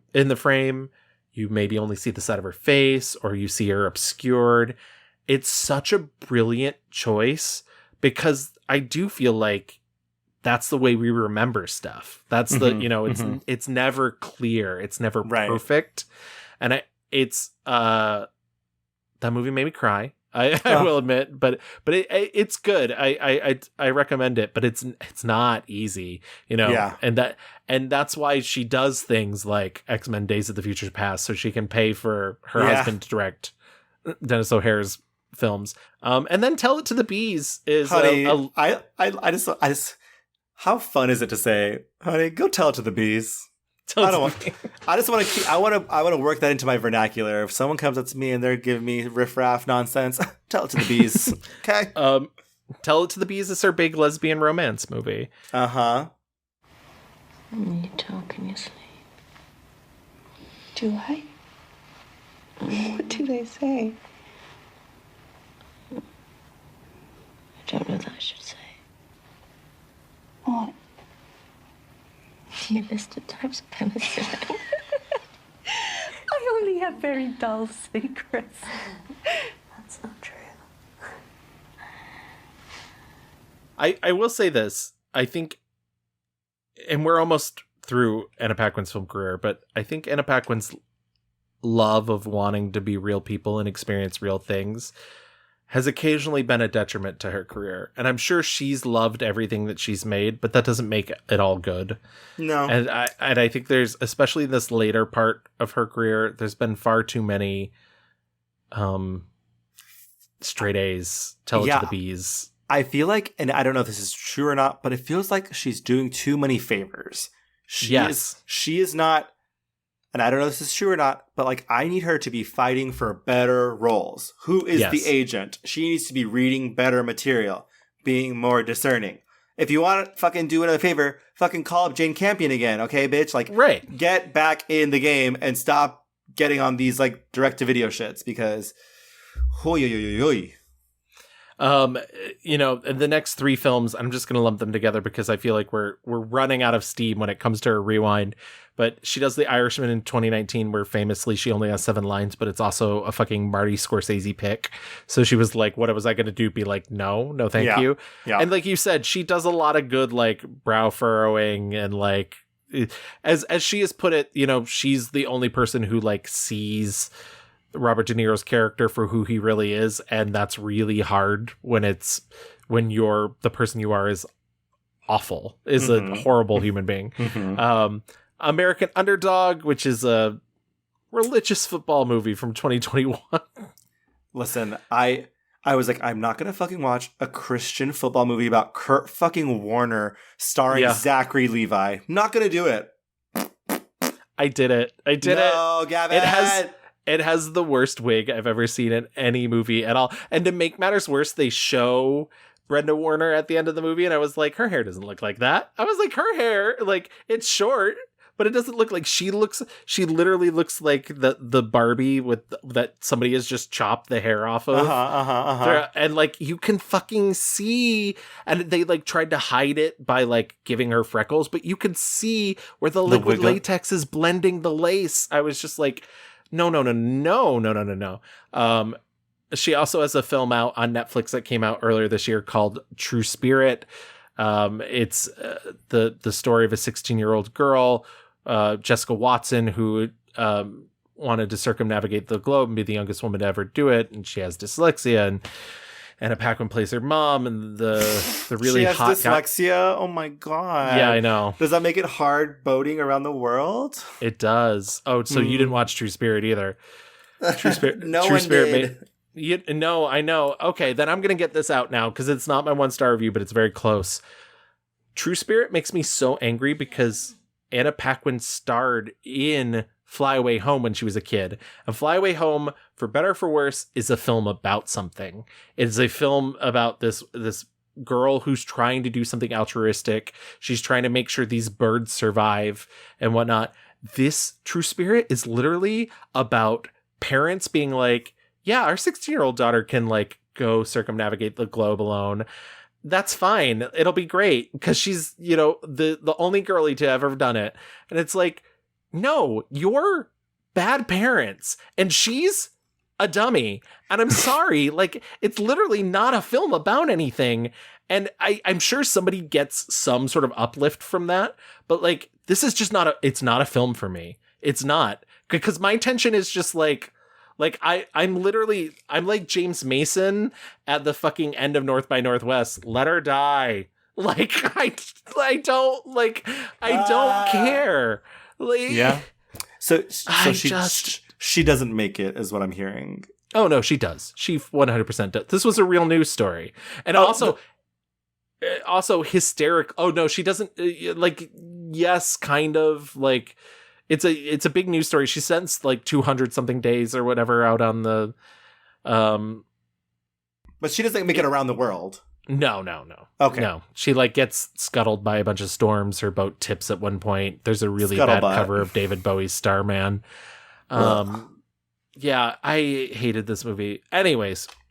Okay. She also has a film that's playing festivals right now called A Bit of Light. It's her and Ray Walston, and it's the second feature directed by Stephen Moyer, her husband. So I've not been able to see it because, once again, it's literally still playing festivals. But in terms of philanthropy and advocacy, we mentioned that she came out as bisexual as part of the True Colors campaign, which at the time was called the Give a Damn campaign. She's also supports charities such as Children's Hospital Los Angeles, the Make-A-Wish Foundation, Elton John's AIDS Foundation, and the Art of Elysium, which I don't really know much about. No. But it's cool. As I've mentioned before on the show, we talk about people doing charity work because it's nice when people give back, and it's nice that these famous people who have a lot of money are like, I can pay a little more than the average person, so I'm willing to put my money where my mouth is. Yeah, she's a fucking ally, okay? I just looked it up. The Art of Elysium is an artist organization built on the idea that through service, art becomes a catalyst for social change. And I will say, I feel like her career has, and her actions in her career really prove that. Because like I said, she was not only being out and proud, she is educating the people, she is putting money where her mouth is. Elton John's AIDS Foundation is like huge, yeah. So yeah, we stand our BiCON. We live, we laugh, we love. Absolutely. All right. I think that brings us to the natural conclusion of our rewind. Why don't we get into our 1-star reviews and talk about some of these choices that Miss Paquin has made in her life. My 1-star review I'm so sorry, sweetie. Has to be 2013 Straight A's. This movie is not what who are you apologizing to, first of all? I feel bad because I do think like this era of her career is just so all over the map. Like, you know, after Margaret, it just, you know, it's almost as if she graduates out of being like quote unquote young woman. Yeah. And it's the famous, you know, like First Wives Club line. Like, you know, it's like she goes from being like hot young teen to like mom, like immediately. And in Straight A's, she's like this sad sack woman who like is trying to keep up with the Joneses. They live in the South, and it's like very, you know, like upper crusty nonsense. Basically, this man played by Ryan Phillippe, he comes and crashes where Anna Paquin lives. He's looking for his brother, which is Anna Paquin's husband. She lives in like a huge plantation house in Louisiana. Yes. And she has 2 children. There's like a really awful joke about how one of like the kid might be gay. And I'm like, no, the kid's just annoying, which I get. But and then like, but what the worst part is that like the movie has to go out of its way to be like, no, the kid's not gay. He actually likes this little girl. And it's like, okay, shut up. So Ryan Phillippe shows up and she's like, what are you doing here? And he's like, I'm looking for my brother. And like the movie slowly reveals to us that like they could have been married or something, but he was bad, drinking a lot, womanizer a lot. There's also a patriarchal figure who has dementia or something. And Luke Wilson. He also is, and forgive me if I missed you saying this. He also communicates with the ghost of his dead mother. Correct. I did not say that. He that's right. He's there because his mom told him he had to go and mend all these broken, you know, fences, whatever. And it's like the tension is building between Ryan Phillippe and Anna Paquin. I'm sorry, I don't think they have any chemistry. They do not. Not for me, not at all. She seems so uncomfortable in this role. And the thing is, she tries to like deploy her usual bag of tricks where like there's one night where he's fucked up and wasted and has all these like, I've just remembered the depiction of Mexican Americans in this movie. It's really bad. It's really bad.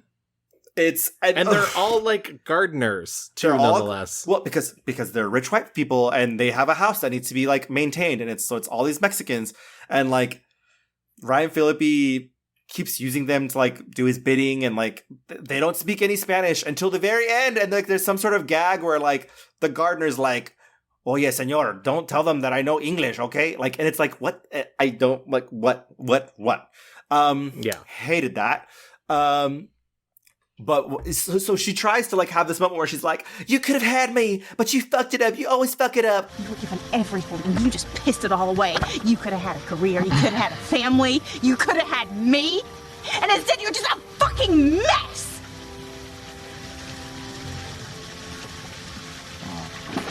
Your life, or ignoring your kids and fucking my brother is And I was like, this is just not working. Like her usual, like, you know, blowing up moment when and you know, unleashing on, you know, the sad sack, it's just not working because it's so unearned. Nothing in this movie is work. It's like a machine that is just all the parts are broken, including her. It's just like a machine of madness. So this movie's on YouTube. It is censored. All the fucks are bleeped out. Whatever. Funny.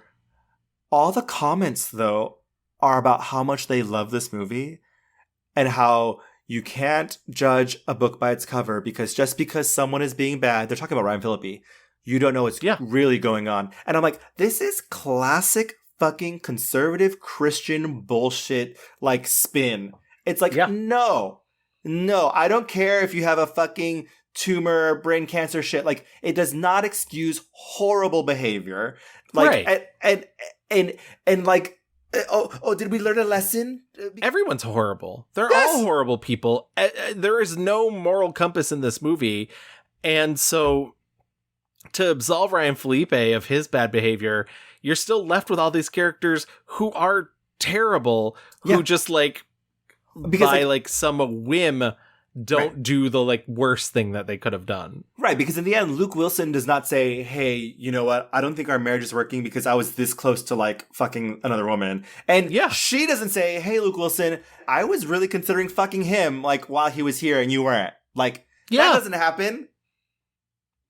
Oh, are they so good people though because they didn't do it? Fuck off. I think this movie fails on every level. It's racist, dumb, not funny, not sexy. Not for me. 1 star, straight A's.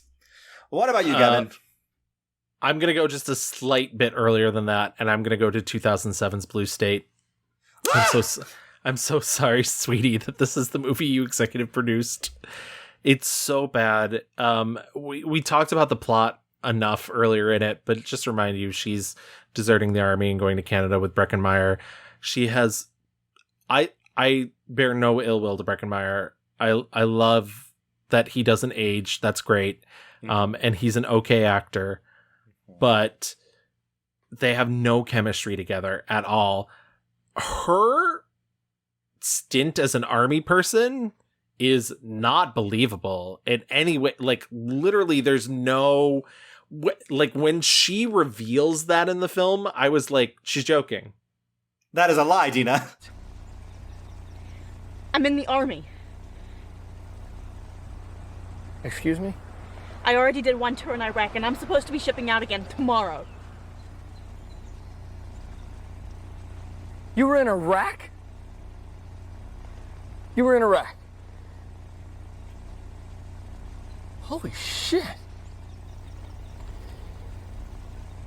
They let you look like that in the army? No, the hair, the whole thing was just for this trip. And I was never a gym teacher. That's what my dad does. Just drive me back to Spokane, and I'll take the bus home or something. This was a stupid idea anyway. You're gonna give up now? We're like a mile from the border. All of that already. I just think the plot, the idea that like he has to move to Canada is so ludicrous and so frustrating because like the premise is so stupid. And maybe it's because we've lived through much more tumultuous political times since then that I was just like, no, like this is stupid. There is a version of this movie that exists where it's like, yes, there are people who are that aggrieved about the political state of whatever. I can imagine, like, certainly now, I'm sure this has happened now. Like, people left wherever. I'm sure it happened then also. But it has to be him saying, I have to fucking get out of here because XYZ. Right. Yes. But in this movie, he's like, oh, I'm not going to do that. Fuck no. Like that. I just said it in the heat of the moment. And it's other people around him who are like, no, you have to do it. You have to do it. No backsies. You didn't cross your fingers when you said it. And I was like, if you don't even believe in this enough, like, why the fuck should we? Makes no sense. You know, I think her performance is not good, but also the whole movie surrounding her is not there as a support lever, and she was probably also really distracted with the day-to-day of also being the executive producer of this film, so it probably wasn't an easy shoot for her by any means, which is maybe why she's never done it again. Fuck that. But also, you know, that scene that you pointed out earlier about his parents, and I feel bad picking out a scene that like she's barely in. There's a gag they do with his dad where his dad pretends basically to be Bill O'Reilly. And every conversation he treats as though he's hosting a cable news show. And it doesn't make any fucking sense. It's so out of left field. And I was like cringing watching it. I was like, I feel bad for everyone in this scene that they had to do this. He says, we're going to commercial. We're going to commercial. Yeah. And it's like, what the fuck is going on? Literally at one point he's arguing with Breckenmeyer and he's like, how dare you come on my show and swear at me this way? And I was just like, doesn't make any, like, this guy needs help, and not like betterhelp.com. Like, no, get him in a room. Like, well, I thought that's where the movie was going. I was like, oh, not only are they conservative, like he's losing it. Like he's unwell. And that's why he can't be around them. But the movie doesn't explore that. That's not what this movie's about. Blue State, not great. There's a myriad of other films that I could mention that I didn't really like, but I do agree with you about Straight A's. But I think maybe it's best that we just skip over all the unpleasantness and go into our 5-star reviews.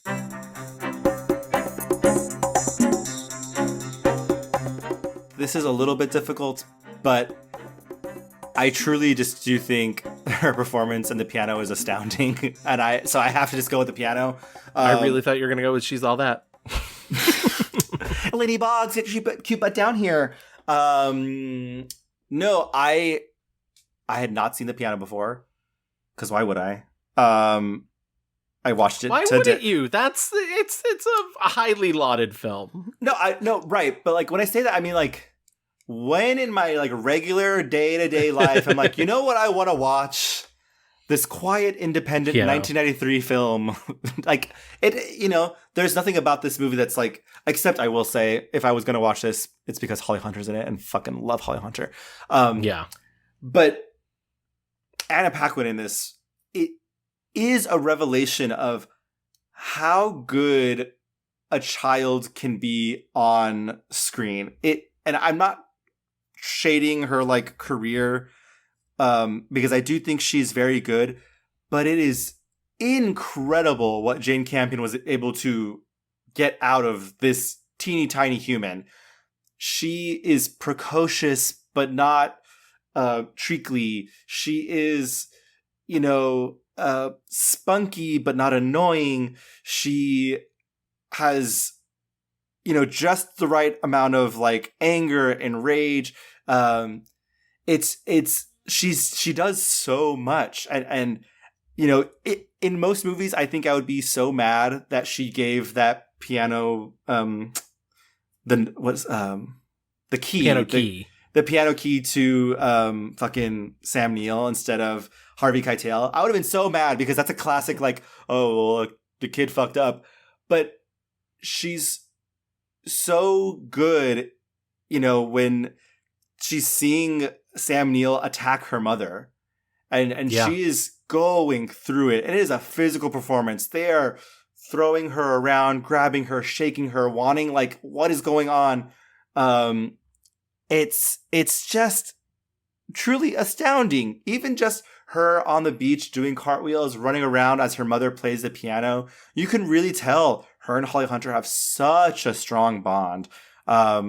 We talked about what the piano's about. It's this woman, she gets married off, moves to New Zealand. She has a piano. It's her way of communicating. It's a very sexy movie. I think Jane Campion's movies are almost always very sexy. Yeah. But like in such a, I don't know, like earthy, real way. Yeah. Is it possible? Do the words mean too similar of a thing to be like it's sexy in a sensual way? Because that's what like there's. I mean, it's the thing. Like I don't want to get all like men are from Mars, women are from Venus for this, but it's very female forward and like. Well, this movie is sensual. It's not horny. Like this movie isn't horny, even though there's a lot of sex in it. I mean, my God, Harvey Keitel. Yeah. If we're talking body, like the way he's naked and walking around that piano, and the piano is like barely covering his like pubic zone, I was like, oh, is he gonna fuck this piano? Like it is crazy. And he did. He fucked the piano. And then he fucked that piano. No, but to little Anna's performance, it is just I was watching it and I was like, my goodness, because she has to do so much work because Holly Hunter is mute, you know? Yeah. And so she is. Yeah, because she's the other apparatus for Holly Hunter's voice other than the piano. And Holly Hunter did teach her sign language on set. So. Yeah, and she's communicating her mother's feelings, but filtering it through this like tiny human being. She's annoyed a lot. She's, you know, she wants to have fun. There's a scene where she's like having fun with the Maori kids, and Sam Neill's like, abso-fucking-lutely not. You're not one of them. And she's like, I'm just a fucking kid. I don't know what the fuck's going on. I know why Mr. Baines can't play the piano.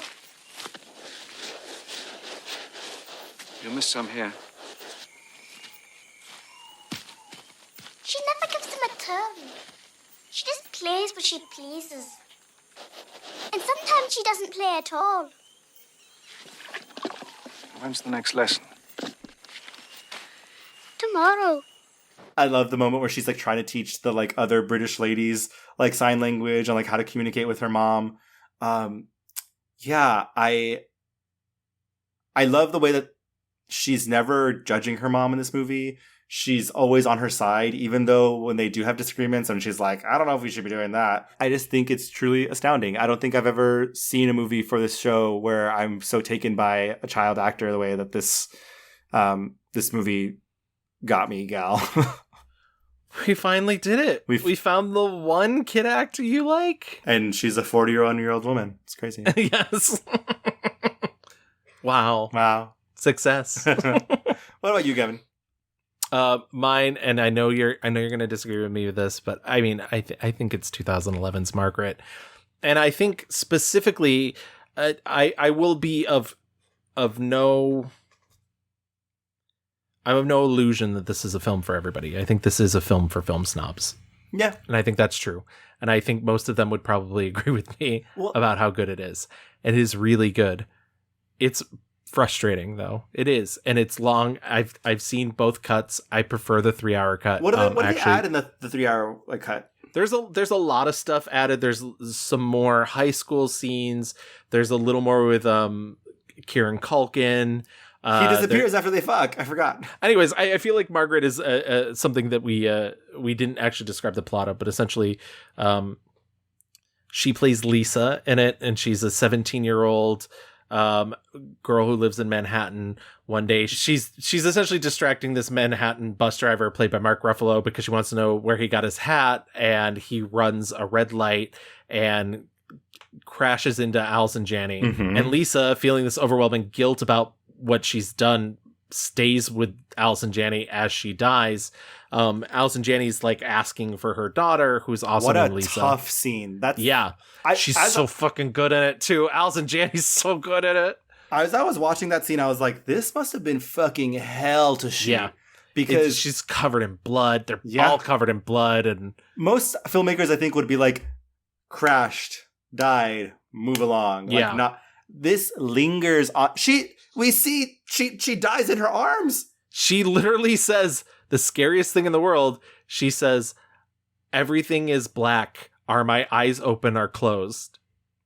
And Lisa says they are open. Allison Janney just goes, I don't think I'm gonna make it.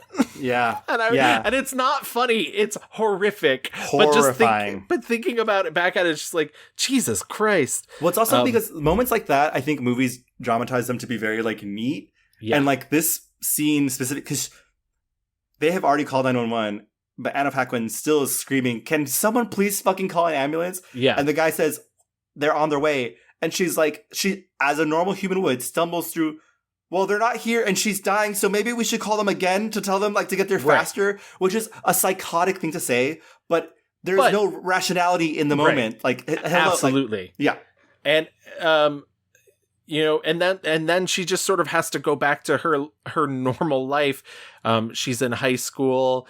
She lives with her mom. Her mom is an actress. So her mom is like constantly getting all this attention. And it's interesting because you truly feel this guilt of this girl who's like growing up. But also part of it does feel a little like, does she want the same attention? Like, is this the big drama of her life? I mean, there's a scene that culminates where essentially she tells the police that it was a green light.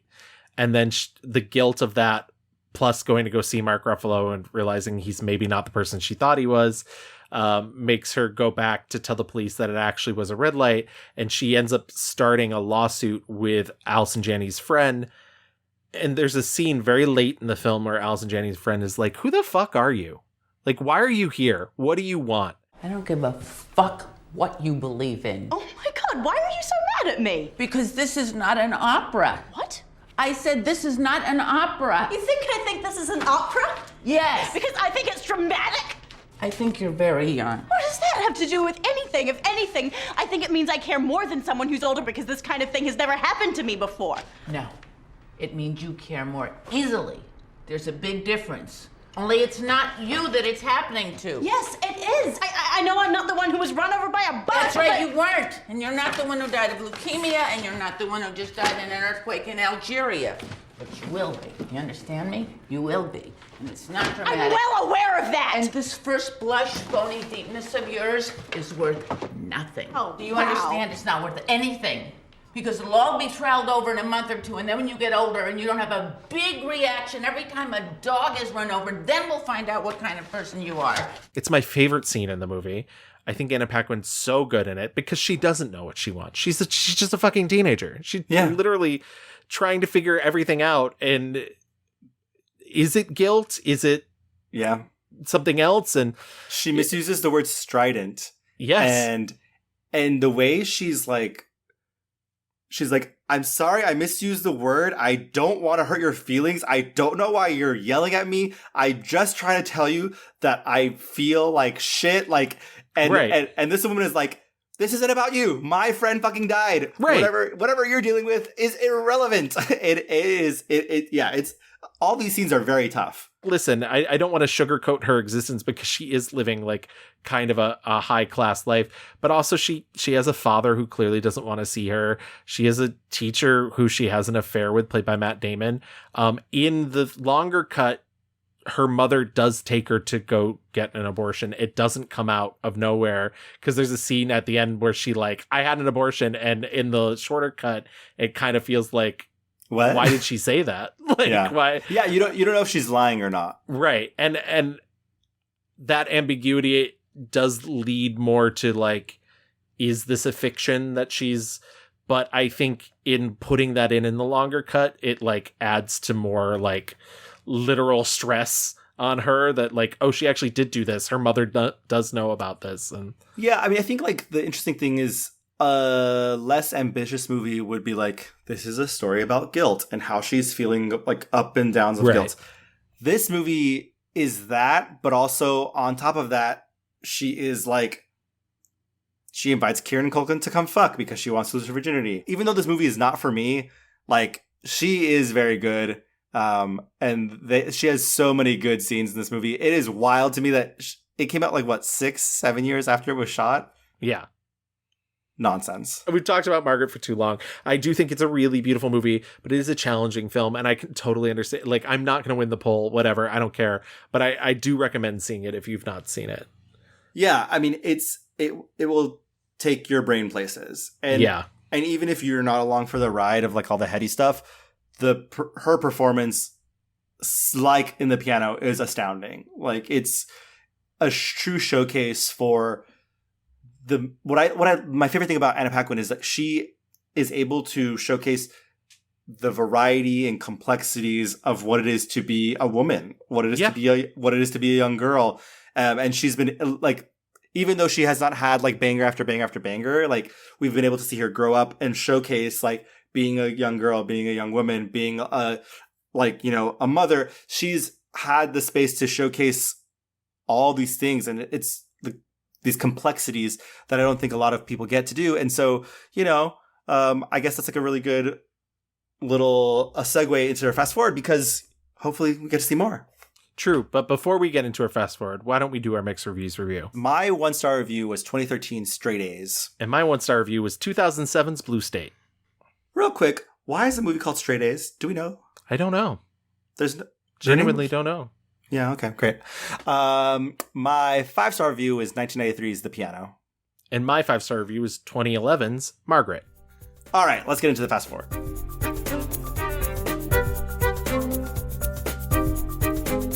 We are not a TV podcast, and so we did not really touch on the variety of TV projects that Anna Paquin has been doing. She just did A Friend of the Family, which was a mini series. She did Flack for a year or two seasons. Yeah, 2 seasons that she was also an executive producer on. She did the TV show Bellevue that she was also an executive producer on. So she's spreading that stuff thin.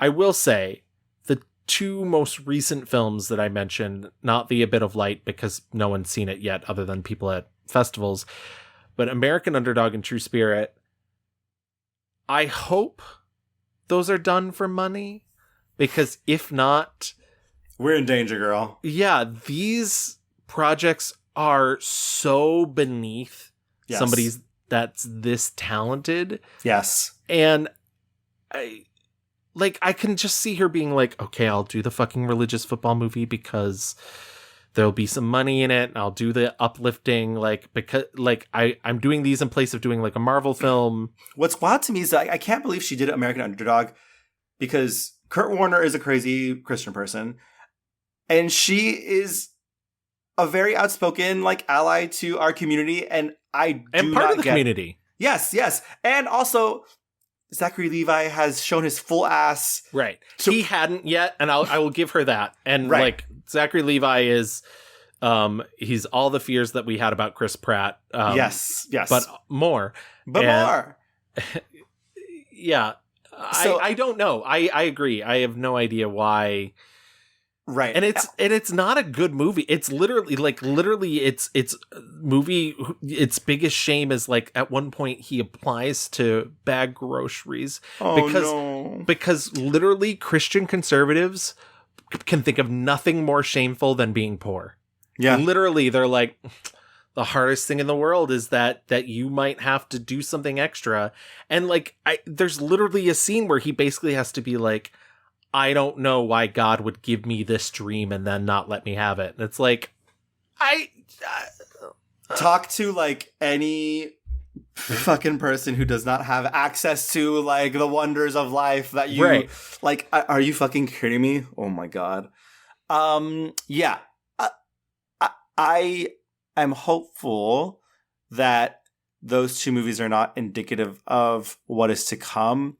It does feel like she doesn't have a lot of interest in like being in the Hollywood game of it all, because it does feel like it seems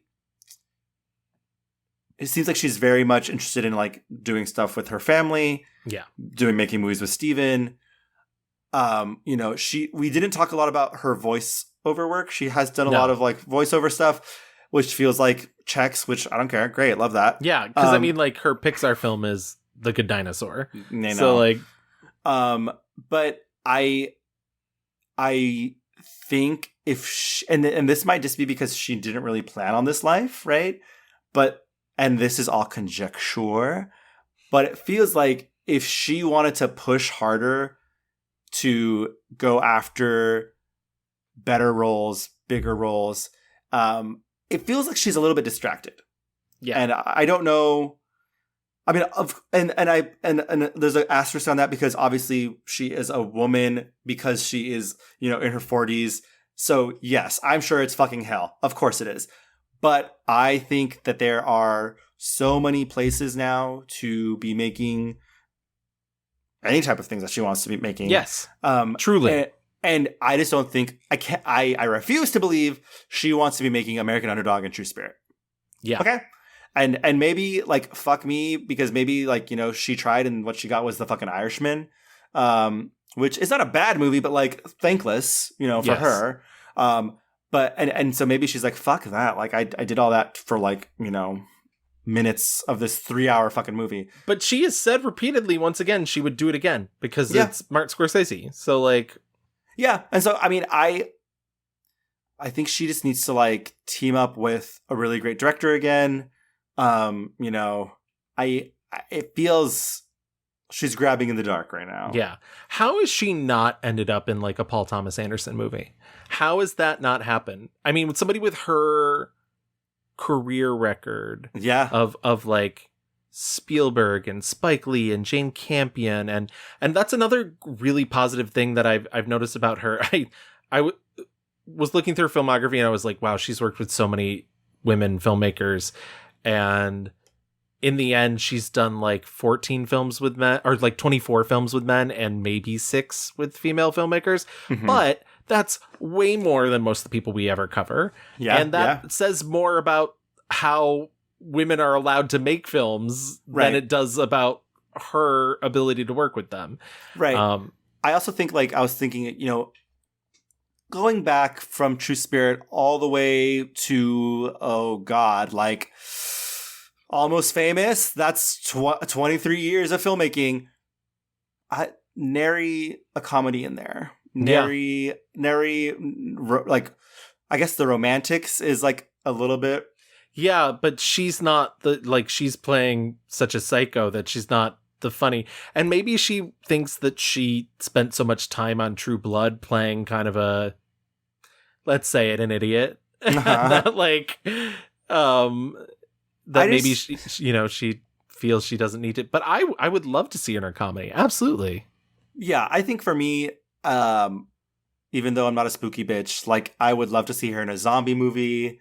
And maybe she's trying to stay away from genre because of True Blood, but lean in, girl. Like, I don't know. Like, I think there's a reason why people fucking watched it. She's able to be campy. She's able to be fun. She can live in the Buffy, True Blood, sci-fi genre and thrive. And listen, maybe selling out's not the right phrase that I'm looking for, but like, there are better ways to sell out than being in the conservative Christian football movie.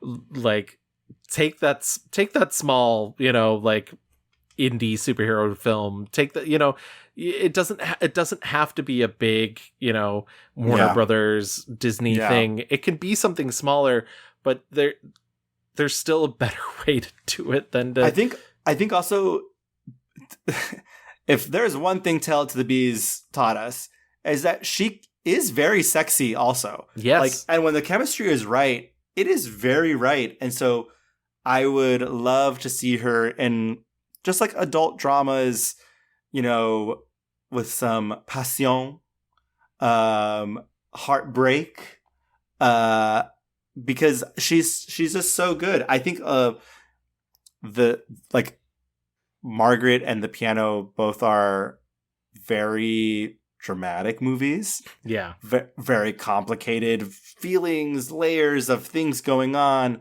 And she can, I think that's her superpower. She can handle these very complex emotions, and she can emote so well, and be so physical. I number one, don't want her only horror movie to be Trick or Treat. And like the 10 minutes of Scream, and the 10 minutes of Open House, right? Yeah. Like, she should be a finer girl. Like, yeah, she should. Period. I think that's sort of, you know, I feel like that's a good place to leave her, in that we both just want better because we know. Because I think what we're sort of getting at is, for every American underdog, True Spirit, you know, that she does, it flattens her. It flattens her in a way that's like unfair, because she's so good, and she should be thought of as the powerhouse that she truly is. And I don't know, but once again, I do think part of it does go back to that idea that, like, this wasn't going to be her life. Yeah. And so she should be comic book rogue, not movie rogue. Yeah. And if you think otherwise, tell it to the bees, hon. And if you do want to tell it to the bees, you can always find those bees on our Twitter at the Mixed Reviews.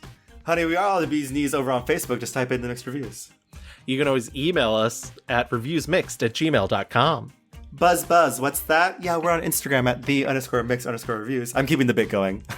I can tell. And if you, what's that sound of buzzing? Oh, it's us on Stitcher, iHeartRadio, Apple Podcasts, all the places. Do you want to listen to our dulcet honey tones? You can find us on a plethora of podcast apps. We're everywhere.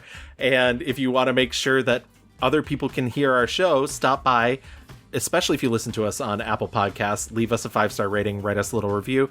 Also, just tell a friend. Word of mouth is the best way that this stuff gets spread around, but really the iTunes thing does help our visibility. But, you know, come to us any way you can. Yeah, get that sweet, sweet honey. Honeys. Until next time, thank you so much for listening. Good pod and good night. Happy Pride. Happy Pride. And did you know she also plays the cello, but not in a movie as far as we know. A-N-N-A face that